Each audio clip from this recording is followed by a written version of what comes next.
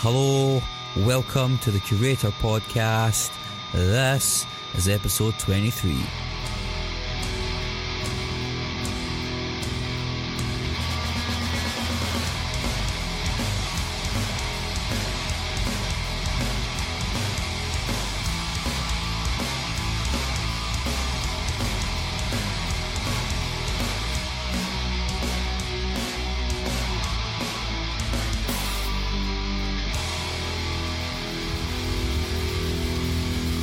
Hi, hello, welcome once again, dear listener, to the Curator Podcast.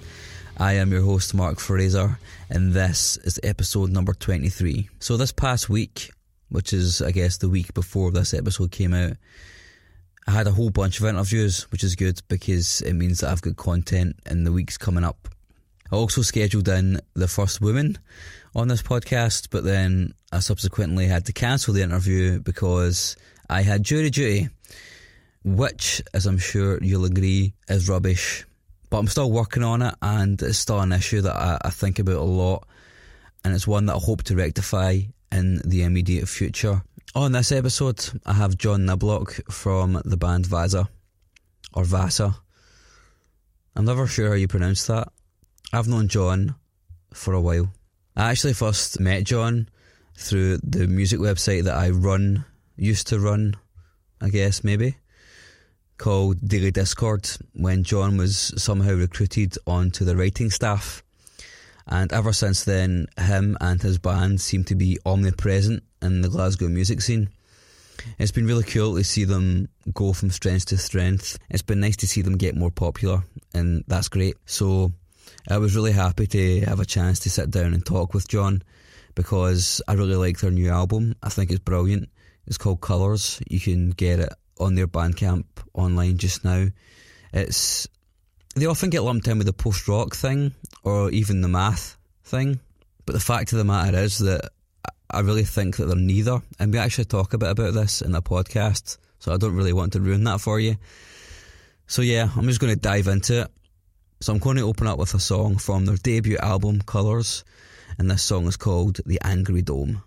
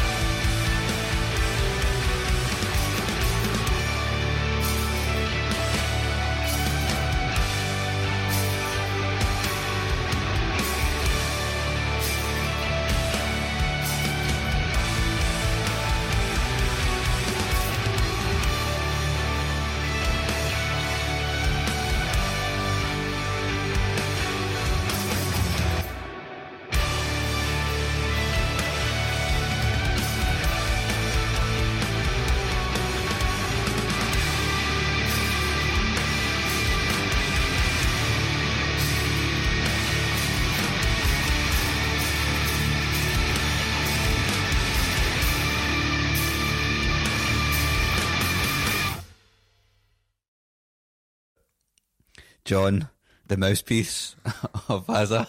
How you doing? Fine. Try to go over getting called a mouthpiece there. That's pretty much right. Yeah, good. Every interview that I've read in the past couple of days, you've done them. What's that all about? I don't know. Everyone, whenever we get an interview, they say not me because they don't trust me. But everyone else just sucks at talking to people. So and Scott's working all the time. So I think the only other person I would trust to do it is working every day of the week. It's just me. Do you have trust issues with doing shit? Like organising shit and all that? No, I'm just waiting for one of us to say something incredibly stupid in an interview, accidentally slag someone, or just, tell someone that we don't actually write all the songs. We just, I'm digging myself a hole already. No, I'm waiting for someone to say something incredibly stupid. So probably this interview. Right. It might actually happen in this interview. I'm not. It's a possibility. So yeah, the album's out now and it's fucking great. I listened to it earlier on again. It's been getting good reception, man. How does that feel? Really cool. I was saying to Scott a while ago, I'm desperate for a really bad interview just to get a laugh. But no, it's been really cool. We couldn't share any as well, like on our Facebook, because we've been away for like the last 2 weeks, and we've just been reading them on the road, and it's really, really nice. It's just, I still find it weird that it's out because we've been sitting on it for like 10 months. Like we started recording the first week of February, and then we had the whole mixing bit, which was just weeks of saying that's good, but we need to change this and this and this, and then you get sick of the album. But it's been really, really nice. It's always nice to hear people think you're good, which is it's great. And there's been some absolutely hilarious interviews as well, like people saying that almost calling us the One Direction of post rock and stuff. I read that a couple of days ago. That gave me a wee smile. Yeah, it's been cool. It's been really, really nice. Are you the One Direction of post rock? Is that a thing? No, definitely not. So I was actually when you're talking about the reviews and stuff there, man, I was kind of thinking like, because you've been sitting on it for so long, like, and you've been playing the songs live for a long time, you must be like past it now, like the music, on to the next thing. Oh, there's a couple of songs I hate. No, that's one. It's quite weird because some of them, like Knock Up and Cynthia especially, that's like 4 years old, that song. It doesn't get boring playing Knock Up. It's just because it's quite funny. Like a lot of times when we play it, and in different cities now, you always get a couple of people going woo, which is always hilarious. The new stuff, I actually haven't grown the slightest bit weary of playing. We are kind of focused on writing new stuff as well, though, because the album is out. We've been playing some of the new stuff for like months before we actually went into record. It's not got to the point where we're all huffing and puffing about playing the songs. They're still pretty fresh, and we all really like playing them. Especially like the last two, I'm a huge fan of playing. The last one's dancey, and I always get a giggle out of it. So I've got a feeling people are watching this going, "What the fuck's going on here? Playing dance music, instrumental dance music." No, it's good. We don't hate them yet. We're just going to start writing new stuff pretty soon. So you did mention Cynthia, which must be one of the first songs you guys wrote. Second, that was finished before Scott was in the band. It was just me and Blaine in Blaine's room, paddling about with an idea. It's like that song was never a thought for going on the album until like 2 weeks before. I can't remember who said it to me. It might have been Steve from Bathos. It was like, "Are you putting Cynthia on the album?" And I kind of went, "No." And then Scott had mentioned a couple of people saying it to him, and Blaine had mentioned a couple of people saying it to him, and we're just like, do you know what? People are asking for it. It can't be as bad as we think it is. So we just booted it on. And it actually does fit surprisingly well. You've changed it a lot as well. Yeah, Neil coming in, he changed pretty much everything about it. It does sound a whole lot different. And I still hate it. 4 years old, sick of it. You guys, well, one thing I like about Colours is, I mean, it goes without saying, it's a colourful record. But it is, like, man, all you guys that play instrumental music and post rock music, it's all the doom and gloom. You guys aren't about that. You kind of stand out a little bit because of that. Has that ever occurred to you? Yeah. It occurred to us quite a lot when we played Glasgow with Mountains Under Oceans and Canal Capital. It was like our UK tour. And our manager Jerry walked up to us after playing Poseidon's Kiss for like the first time ever and just went, "That's your single. That's really dancey. That's really upbeat." And yeah, I mean, we've been talking to people about it. It's like post-rock in a really major, cheery key. So it's been mentioned quite a lot, because I listen to quite a lot of that type of post-rock that's misery-faced. It's quite funny how people have been taking notice of a really upbeat, cheery amount of post-rock. Doesn't really happen in Glasgow. There's quite a few English bands that do it down south. Yeah. I think we're kind of the first ones up here that have tried it. Assaulted by the bunny there. Yeah, it's been really fun seeing people's perception of it. I think they were waiting for a couple of typical quiet, loud songs, but just kind of cheery in your face with the album. It's quite heavy as well, which is it's hard to make. It's hard as a musician. It's hard to make heavy, happy music. Yeah. You know what I mean? I've been getting pelters from a couple of friends. Jamie from Bello kept texting me going, "What's wrong with the beat dunes?" Like, yeah, I know.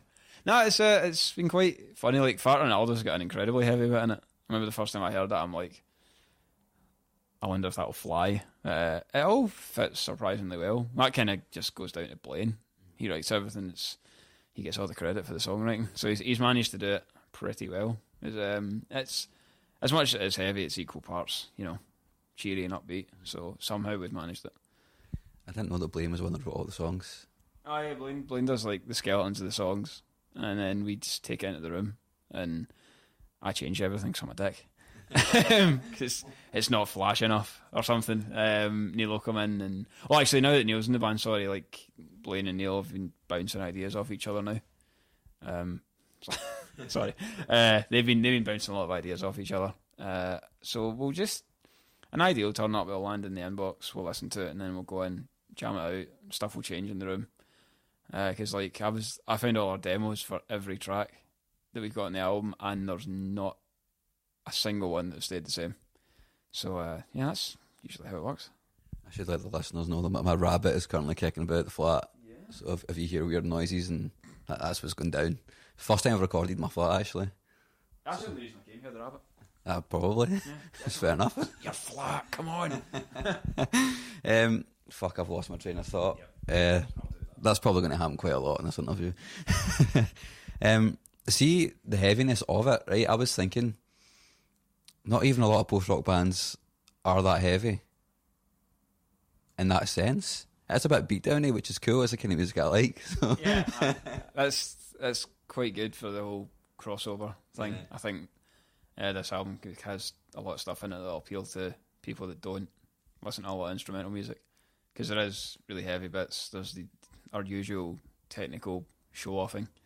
And there's some really, really dancey bits in it as well. It's quite good. It's kind of what we were going for as well. I think we were going for something that wasn't, a typical post-rock album. I don't really think we're a typical post-rock band anymore. We kind of started like that, but this is turned into just more of a rock album with a lot of different styles in it. Well, my next question was going to be, can we talk about post-rock for a second, John? Go for it. Yeah, go for it. You guys aren't really, and you keep getting lumped in with that now, but I think maybe when you guys started out, you kind of obviously were. Like the first EP and the second one, the name of which I can't remember, Never Have Dreams. Never Have Dreams, and then the second song in the Not a Cop single was incredibly post-rock. We used to just call that Slow and Boring. That's how we did it in the practice room. Should we play Slow and Boring? Yes. Do you still play Slow and Boring? Oh, Christ, no. No, Slow and Boring's out the window now. I don't think we'll ever see that again. We actually get math rock more than post-rock, which I've got a bit, not a problem with. It just bugs me a wee bit, because we're not a math band. Now that we played Art Tangent, I think we get that even more. Everything we write's in 4 or 3. The occasional 6/8, but it's not really mathy. Like, if we were going from, like, 7/8 to, like, 11/18 or something, yeah, it would be a math band. But, it's still cool though, because especially the math rock scene down in like England is really tight knit. It's really cool. We've made a lot of friends, especially in like the last tour. That just saw we're a kind of post math band from Glasgow, came to see us. But it's good to be in that scene. But I don't think we're in this. We are. There's mathy parts, but it's more like we're playing in 4, but we're playing around it. And even the post-rock scene, we've got like typically post-rocky bits. I think as soon as you have a tremolo pick part with a lot of reverb on it, that's a post-rock part. I think we just kind of fallen into the sort of rock bracket with this one, but we'll always have that link and get linked to the post-rock, math rock scene. We've actually had a couple of prog likenings in reviews, which always makes me think of like my dad's music. Yeah, it's been cool. Like, I don't think we're ever gonna really shake away the sort of post and math comparisons. It's good to have. As long as we don't keep getting labelled a math band, it should be alright. What's the attraction to instrumental music? Why did you start wanting? Why was that what you wanted to play to begin with? One of my colleagues let me hear This Will Destroy You. Someone in B&Q that I used to work with let me hear like one song. I think I listened to it like 20 times in a row that night. And then I just got obsessed with that type of music. And then Blaine happened to stick up a track that he'd written on like GarageBand that I thought was amazing. So that I've kind of stuck with it. Like, I do really love the old boring standard post rock sometimes, which is why I've got most of This Will Destroy You albums. But yeah, it was all that. Just hearing one track by a band kind of got me hooked on it. The other half of my music taste is horrible. This is like, I usually think the post rock stuff is the sort of nice half of what I listen to. The other half being the horrible prog metal mince and Primus. It's like the cheery half I don't mind showing to people. It's when we're in the van or the car that the other three have to suffer it. And Mountains Under Oceans had to suffer it for the past 2 weeks as well. How was the European tour? Was that the first time on that long on the road, I guess? That would have been the longest we'd done if we'd played every night. It's the longest we'd been away. And sorry, it was the joint longest because the UK tour was the same length. It was so good. Like, I keep saying this sentence to people and I feel like I'm being rude in terms of the UK, but they are so far ahead in terms of treatment of bands. Like, every night we showed up and you get fed and you've got a really nice place to stay. More often than not, we get free beer chucked at us. And everyone's dead receptive. Like, quite a lot of the time, if we're playing a gig in here or occasionally in places in England, you will look out and you'll see the occasional person staring at their phone or chatting to their pal or talking incredibly loudly, which happened quite a lot at Carefully Planned. But everyone that watched us in Europe were just like actually watching us, really into it. And were really, really nice after the gigs. A lot of merch got sold and just everyone seemed to be incredibly into it. It was just like finishing it and coming home, I'm like, Jesus Christ, that was so good. Now I have to come back to the UK. I was telling like Alpha Male Tea Party and Clef before they went, it's like, prepare to be treated like you're doing something amazing when you're just playing a bunch of notes in front of people. It's mad. It's amazing. Why do you think that is? Why do you think it's so different over there? A couple of places we played for have government funding. Like the place we played for in The Hague had it. I always forget the other places we played now. Like quite a few places had government funding behind it, but some guys just did it off their own back. I think they just kind of maybe got a different outlook on how you should treat bands. Like Block do it really, really well. Like the gigs I put on, they give you the budget there and they'll feed the bands, and I'll usually have to find someone a place to stay. But like, I don't really know what the difference is. I don't know what's stopping people over here doing it as well. I think maybe like as we've talked about, it's really difficult to get folk down to gigs, but especially in Lille, like I think we played to about 70 or 80 people and we'd never been, and I was amazed. I'm like, no one here has heard of us, they've just turned up for a show. Same in like Velzek in Belgium. It was a wee room but it was full. I'm not really sure what the main difference is. It's just really cool to see. Like first UK tour we went, we could play to no one every night because no one's heard of us, but we just kind of went in thinking we've been told Europe's really cool, and we just played to a decent amount of really nice people who are really, really into it. It was cool. I just can't really pinpoint what they're doing different. It's just a strange wee anomaly, a nice anomaly. How is it like? You booked a tour, didn't you? Yeah. And you've booked a few tours and stuff, which from my own experience is a fucking headache. Oh, yeah, I'm having a headache right now. One of them actually. But is it disheartening when you think about what you've just experienced compared to like what you were doing quite a lot? No. Well, in terms of doing that tour, it just kind of made me think that I have to work a bit harder with doing my gigs. Not really. It was. I still really like touring the UK because we got a lot of pals over here. It just kind of got me thinking like, what the hell's so different in like between Europe and the UK? I don't know if it's just like people have more interest to go into a gig over there or what. It's just really weird. The main thing it taught me is just like, I know I obviously need to up my game in terms of what I'm doing, and like punt, promoting, try and mirror what they're doing over there, because everyone that we played for did an amazing job and just were incredibly nice. It was weird being, I always think, like, a couple of times it crossed my mind going, I'm just some idiot with a bass, why are you giving me a free dinner and all this beer? It's strange.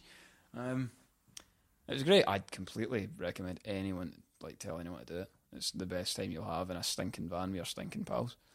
It's great. I've heard that a few times with people that I know that have also played in Europe, and they've always said, without fail, it's the coolest thing you'll ever do, because it's just, people just come to shows and they buy stuff, and you just don't get that in Britain unless you're like a big band, you know what I mean? Unless you're a big band or like it's your pals, or you know, you want to go down and kiss the arse of the musician that's playing. Yeah, it's weird. I think like there's obviously some like, there's obviously different circumstances for there. They might just have a much better scene down here than us, but I keep saying it's great, and it is. I'm gutted I'm back. Makes me sad. I really want to go back out like straight away. We've already talked about doing it next year, which we definitely will.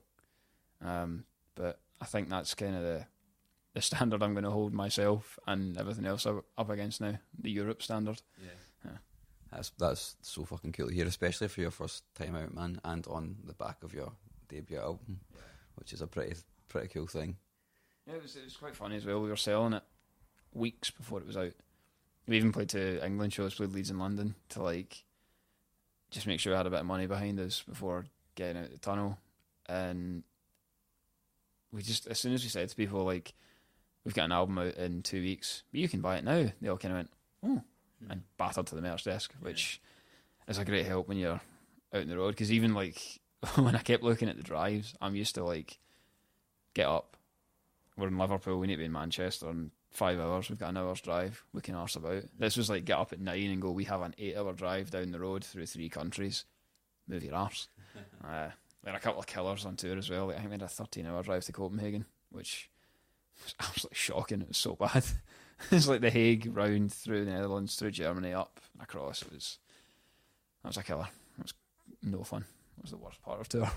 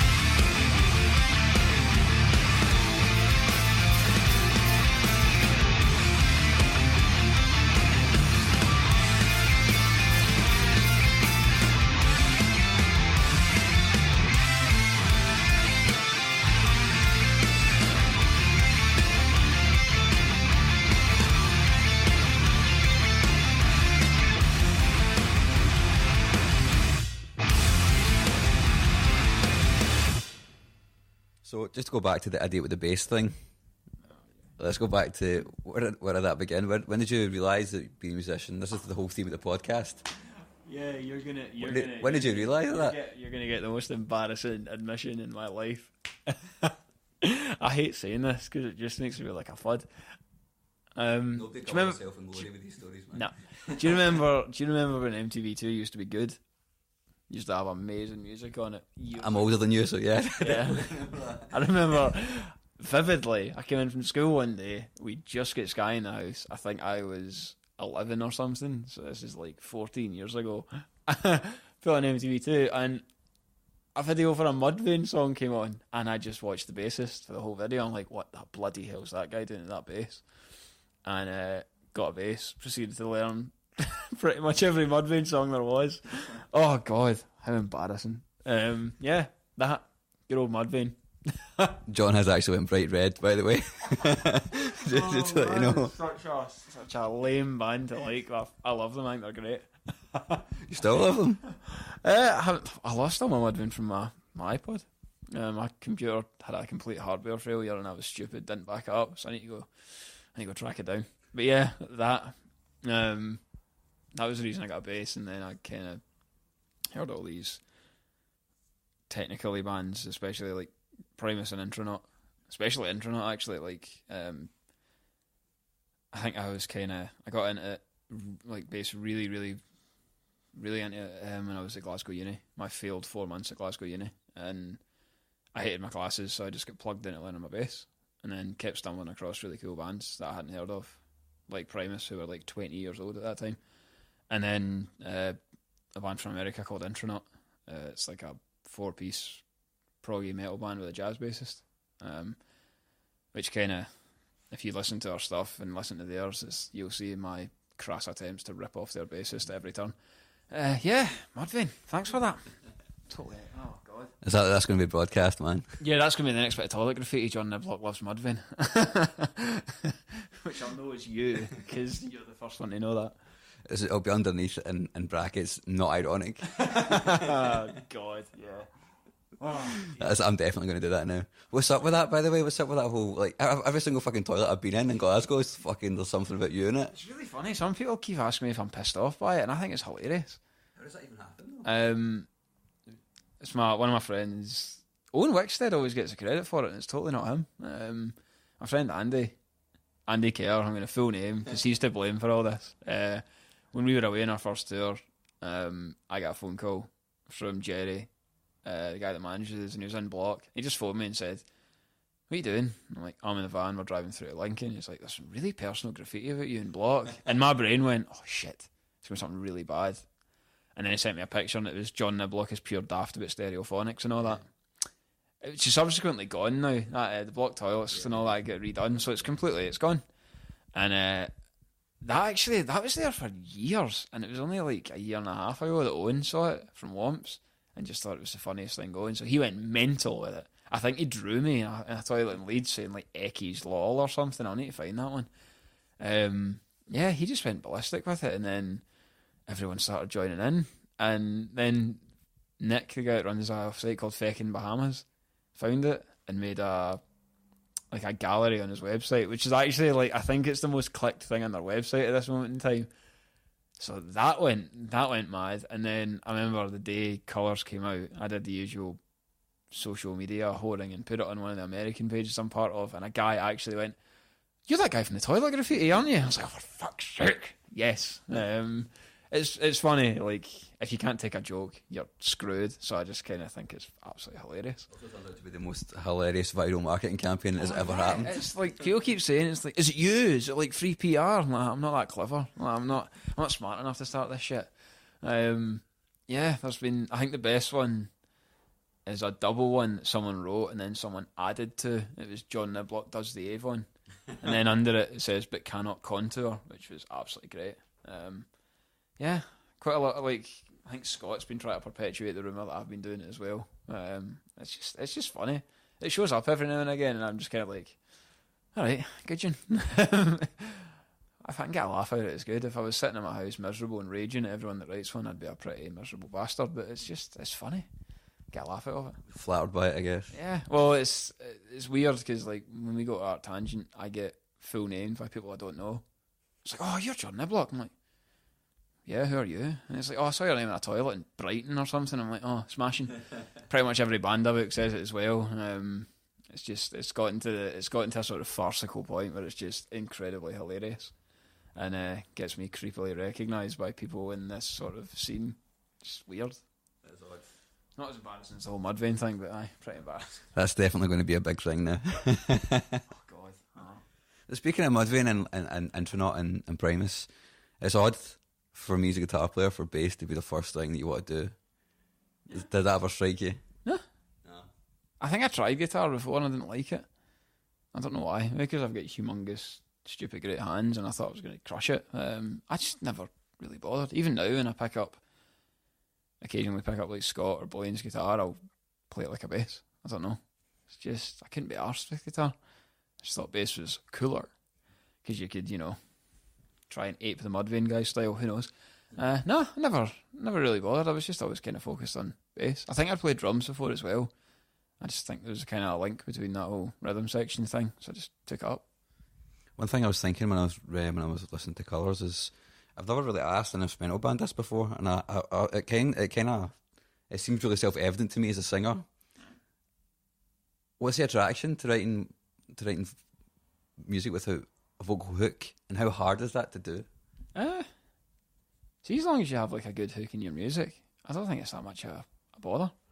I've obviously heard instrumental tracks that have no hook, and it's kind of like, yeah, this is quite difficult to listen to because it means you have to really find something in the music that you can follow.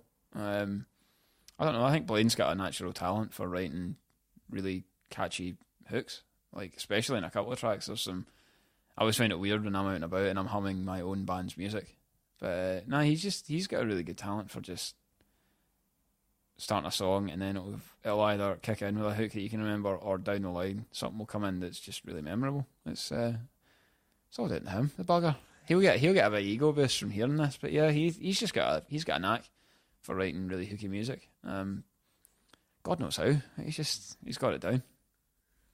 If you've ever been asked in an interview, it's not a question I'm going to ask, but if you've ever been asked, why have you not got a singer? All the time. Why have you not got a singer? Because we can't sing. It'd suck. We'd be rubbish.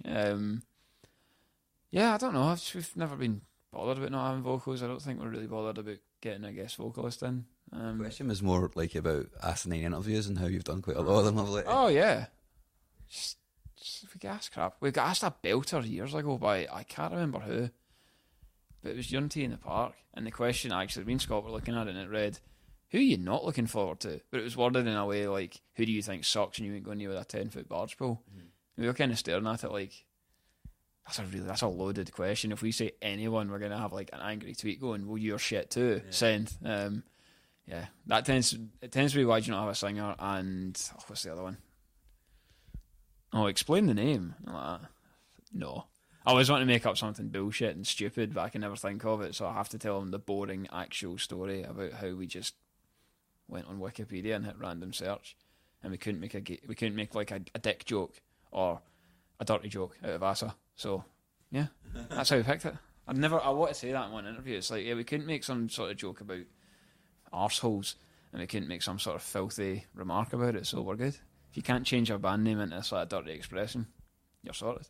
That's a really good way of looking at band names. Don't ask me for any ones we've thought of. We've thought of quite a lot, and some of them are rotten. Yeah, there's been some good ones flying about recently. You guys have done quite a lot over the course. I guess it's 4 years. You guys have been a band, yeah, which is not that long, really. You think about it. Where does the drive come from? Me comes from me. No, I think we like going on tour a lot. That's the main one that's really, really good. Like, I've kind of started planning the next one, and as soon as I put it up, you're like, yeah, the sooner we can get back out, the better. And it's going to be early next year, hopefully. I don't know. I think we've kind of seen how it's all going, and we're like, this could do something. So let's give it as good a shot as we can. Especially after Art Tangent. Like, we came off stage at Art Tangent, and that was a amazing gig. Like, just the amount of people that came to see us was mental. Like a full tent, and then it was packed out the back as well. back towards the bar. I think we've just seen everything's going well. People are enjoying it. We're just going to give it as big a fist as we can. And I'm kind of relentless with the whole tour in the UK thing. So, and I'm not stuck to no tours. I do it like off my own back, but I like booking tours as well. I just like doing as much as we possibly can with all the job, especially Scott's job actually getting in the way. No, I think we just know something good could come of this, so we want to give it as good a shot as we can. Be a waste of a good band if we just sat around and played the occasional Glasgow show. A lot of bands do that, which is disheartening, really. Like, they don't have that attitude, which is why I asked the question. Is there are a lot of great bands out there that could do it and probably could go on and do reasonably well for themselves, and they just don't. There's a lot of bands that split up in our time as a band that I think could have been amazing. Darien Venture, for example, I think they could have been a huge band. Like, they were amazing. Crusades, obviously, I think that would have been a big thing. Even like bands like Dirt Drinker have finished, and I still maintain they're like the best heavy band going, even though they're not a band anymore. I absolutely love that band. It does annoy me quite a lot. There's a lot of bands in Glasgow at the moment that I keep thinking you should be out touring and doing a lot more. Because there's some belting bands out there, like Bellow. I work with Bellow now, and I've just been spending months kicking their arses going, you're going down to England because you're good, you're all talented. They've done a couple of English shows and they all went really well. It's kind of annoying sometimes when you see a band that have got a lot of potential and just kind of don't do as much as they should. I think that's another reason behind why I'm a bit relentless with touring, because we've had a lot of high praise. I don't want it to be wasted. I think it's a good idea for us to just get out and actually do the work, as well as coming back here and doing the work that gets recorded and put out. Do you think there'll ever come a point that it'll just be the band and only the band and no jobs? Is that a day that you want to happen? Is that something? Is that a goal? That would be great. If someone was stupid enough to pay us money to be a band full time, I don't think anyone would grumble. Even that just meant being on the road all the time. I mean, being on tour's hard. It's quite weird. Like this one, we were all knackered at the end of it, like absolutely knackered. And the UK one, I was knackered because it was 16 days in the bounce and I did all the driving. But that one we did with Shrine, I turned to Blaine after the Brighton show, which was the last one, and went, see if we had a day off, I could definitely do 2 more weeks. So we're talking about it as well. Like, if we ever ended up doing like a really big, say, support tour or something that was like 2 months long, it'd be hard, but it'd be great fun as well. I think you just kind of need to get used to being away from your comfy house and sleeping on a floor in some stranger's house. Yeah. I think a lot of bands, kind of going back to what we were saying a minute ago, I think a lot of bands maybe do like a wee tour and they realise that's actually the reality of it is not just being away from home, which is fine for some people, and not so much the sleeping in other people's floors, but the vast swathe of time you spend doing absolutely fuck all. I mean, it's see, when you break it down in its core parts, it's ridiculous. Drive, set up, fart around for like 3 hours, and then play a half-hour set to total strangers. Do it again tomorrow. It's really, really weird. I think the other good thing for us is we've never had a bad tour experience yet either. We've never had to sleep in the van. Never had anything stolen. Which did you see what happened to the Phantom band? Yeah, that is. Again.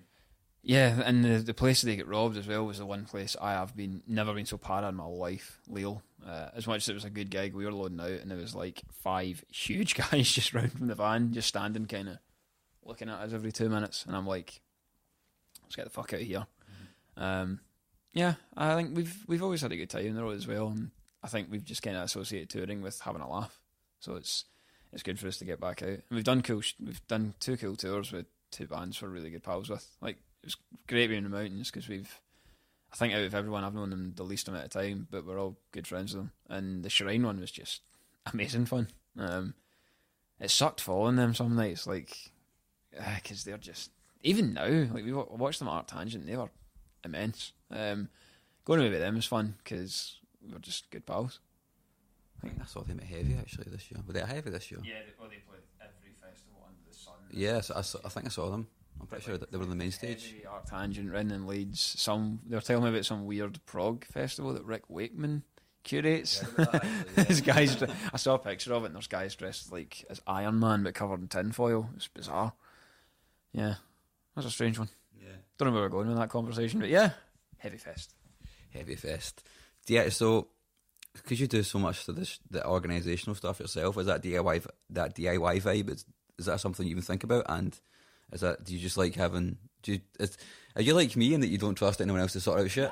I don't know. No. I like everyone's kind of got their own thing with this band, like Blaine thing with this band, like Blaine thing with this band, like Blaine thing with this band, like Blaine thing with this band, like Blaine thing with this band, like Blaine thing with this band, like Blaine thing with this band, like Blaine thing with this band, like Blaine thing with this band, like